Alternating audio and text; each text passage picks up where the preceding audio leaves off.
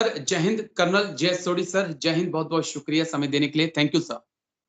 जय हिंद राजेश जी, ये मेरा सौभाग्य कि मैं आपके चैनल पर हूं। थैंक यू सर, आपने इतना कीमती समय दिया मेरे लिए, मेरे दर्शकों के लिए। दरअसल सर, कई बार मेरी और आपकी अग्निवीर को लेकर बातचीत हुई।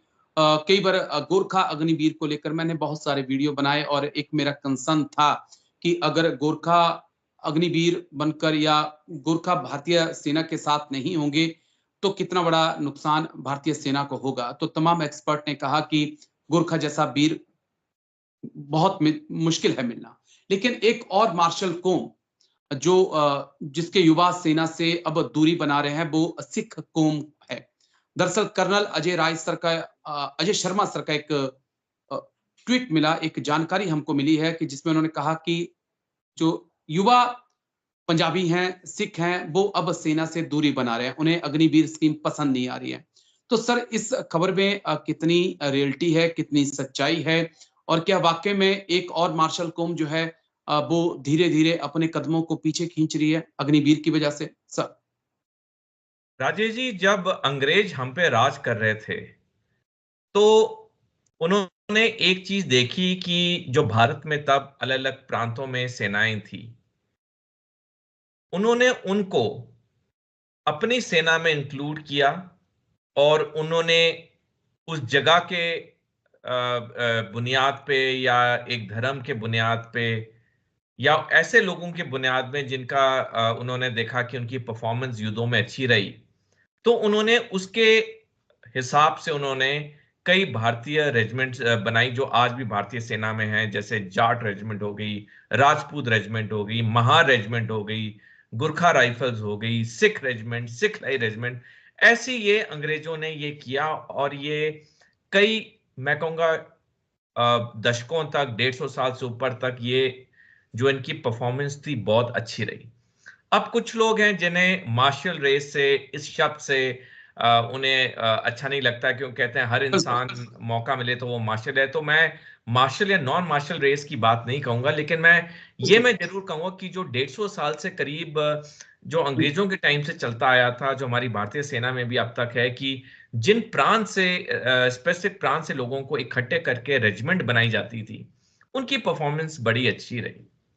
लेकिन जैसे आपने कहा, मैंने भी ये ट्वीट पढ़ी, मैंने काफी रिसर्च किया, मेरे को बहुत सारी ट्वीट्स मिली इस मुद्दे पे। हालांकि मेरे को ऐसा कोई आधिकारिक बयान किसी भी संगठन या सेना का नहीं मिला जहां पे इस बात पे कोई रोशनी डाली गई हो, लेकिन ट्वीट्स बहुत हैं। तो अगर हम ट्वीट्स पे भी अपनी बातचीत को बेस करें, तो क्योंकि जो कल अजय शर्मा है वो काफी सीनियर अफसर हैं, सिख रेजिमेंट के हैं, तो उन्होंने कुछ सोच समझ के ही ये चीज लिखी होगी। क्योंकि देखिए, अफसर रिटायर हो जाता है, लेकिन जो जेसीओज जवान जिन्होंने नौकरी की उस अफसर के साथ, वो टच में रहते हैं, क्योंकि यही भारतीय सेना की खूबसूरत है कि हमारी जो रेजिमेंटेशन है, चाहे इंजीनियर्स में हो, इन्फेंट्री में हो, आर्टिलरी में हो, आर्मर्ड कोर में हो, मैकेनिक में हो, ये रेजिमेंट हमारी जाती नहीं है। हम सालों बाद नहीं मिले तो वैसे मिलते हैं जैसे हम तब यूनिट में सेवा कर रहे थे इकट्ठे। तो उनकी डेफिनेटली उनकी जो ये ट्वीट है उस उन्होंने सोच समझ के लिखा होगा, और कुछ उनकी कई बातें पता चली होंगी तभी उन्होंने ऐसी ट्वीट लिखी। राजेश जी, हम कई बार मैं आपके शो पे आ चुका हूं, हमने अग्निपथ अग्निवीर के बारे में बात की है, मैंने अपनी किताब भी लिखी है, China war cloud the great Chinese checkmate, जिसमें मैंने अग्निपथ योजना के बारे में भी लिखा है, और मैंने कई आर्टिकल्स या लेख लिखे हैं जो कि कई पब्लिकेशन में प्रिंट हुए हैं। राजेश जी देखिए, ये जो अग्निपथ योजना है, जो मेरे नजरिए में जो दो इसके ड्रॉबैक हैं, पहला है कि 4 साल की सर्विस के बाद 75% को वापस सिविल लाइफ में भेज दिया जाएगा पेंशन के बगैर। बिल्कुल राजीव जी, ये बहुत बड़ी चीज है, क्योंकि देखिए, जो सैनिक सेना में आता है सेवा करने, चाहे वो सैनिक रिटायर हो, जेसू रिटायर हो, अफसर रिटायर हो, जी, उसको पता है कि जब जरूरत हो मैंने देश के लिए कुर्बानी देनी है, मेरे को अगर अपने अंग भी गंवाने पड़े तो मैं हिचकूंगा नहीं, क्योंकि मेरी फैमिली के लिए पेंशन है मेरे बाद, और ऐसी स्कीम्स हैं जिससे कि मेरी फैमिली एक इज्जत वाली नौकरी इज्जत वाली जिंदगी जी पाएगी मेरे जाने के बाद। अब 75% अग्निवीरों से ये चीज हमने ले ली है। उनको पेंशन नहीं है, जो उनके अलाउंसेस हैं बैटल कैजुअलिटी जी के, वो भी नॉर्मल सोल्जर के बनस्पत कम है। हमने इस पे भी आप पे चैनल पे एक शो किया हुआ है। तो ओवरऑल अगर हम देखें तो सबसे पहला मुद्दा जो है वो पेंशन नहीं है 75% के पास, वो अपने में एक ड्रॉबैक है।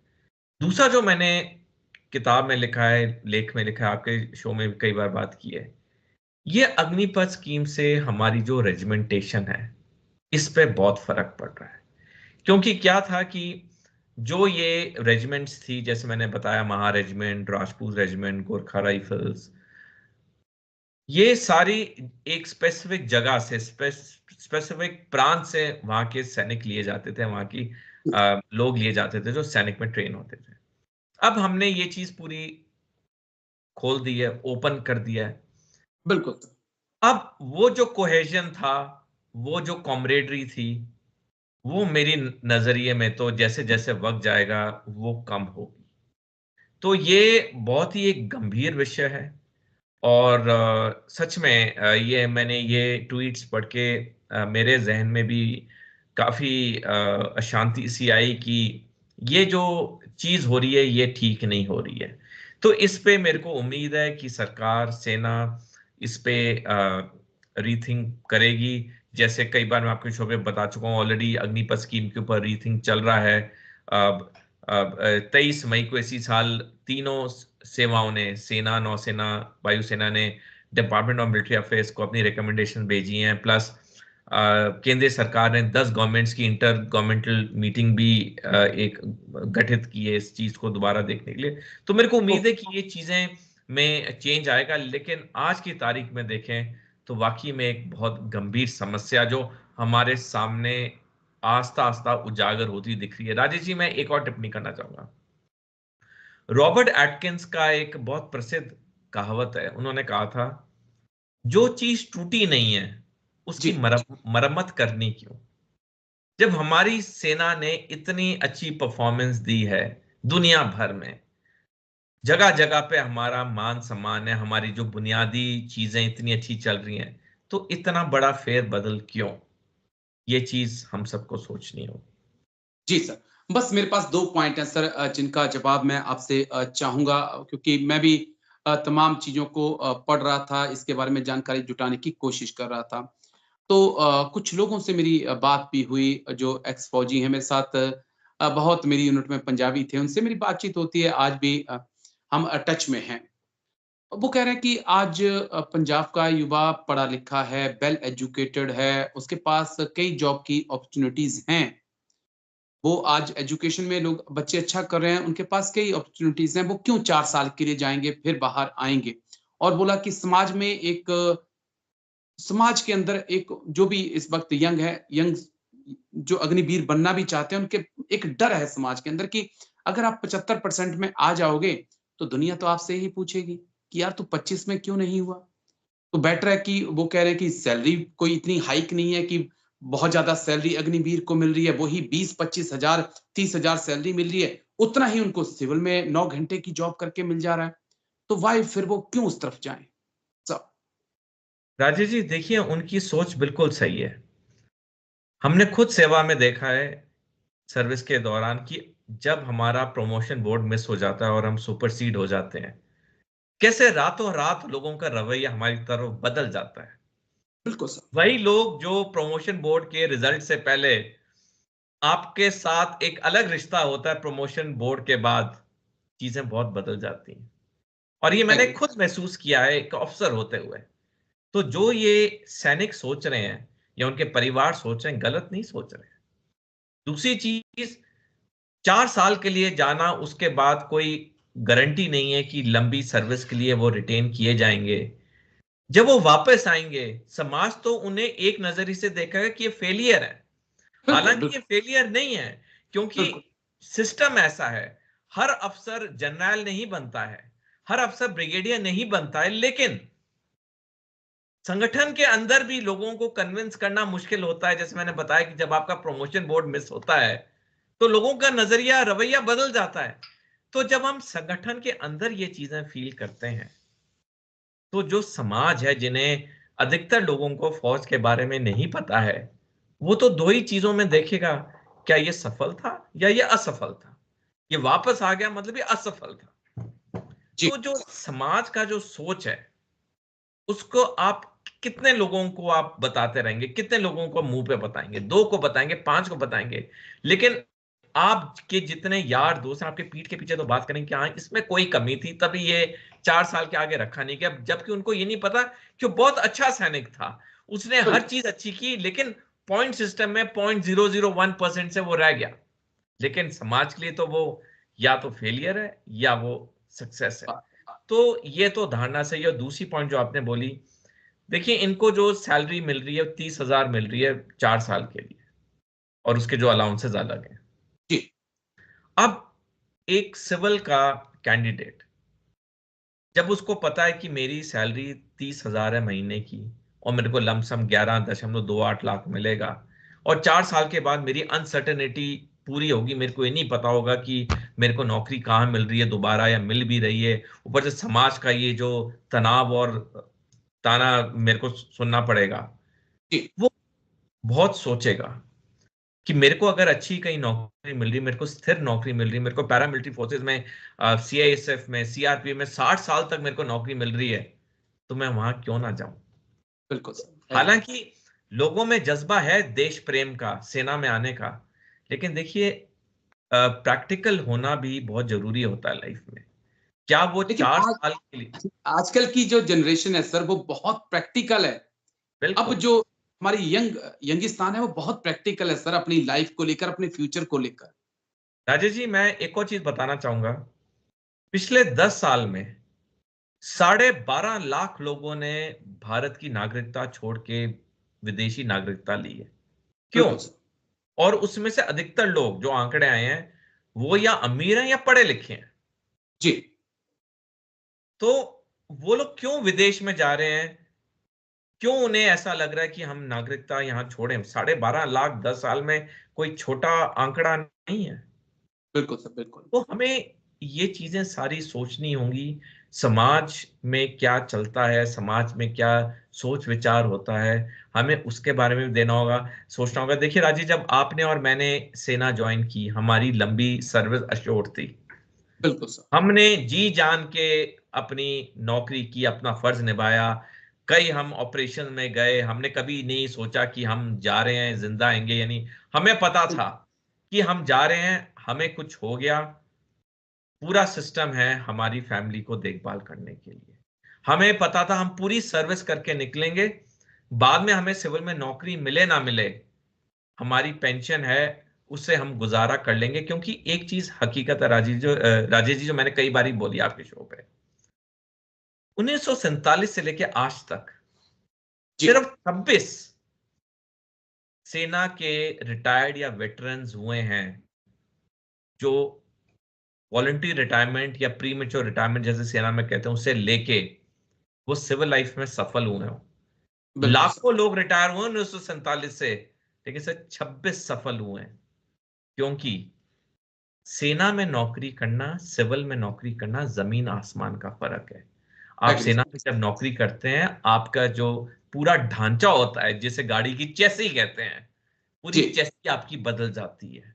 आपको सिविल में आके वक्त लगता है।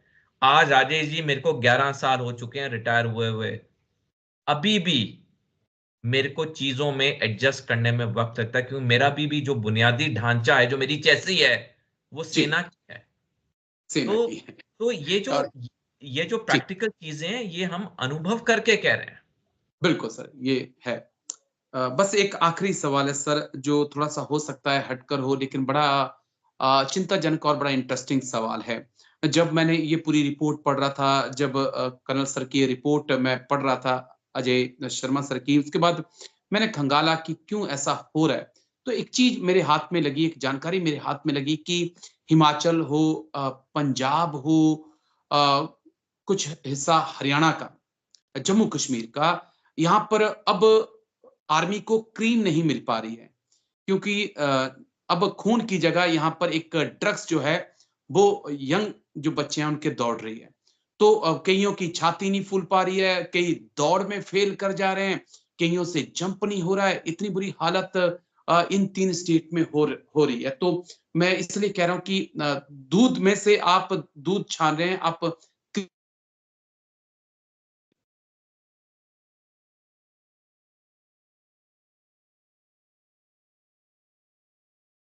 सर आवाज आ रही है मेरी?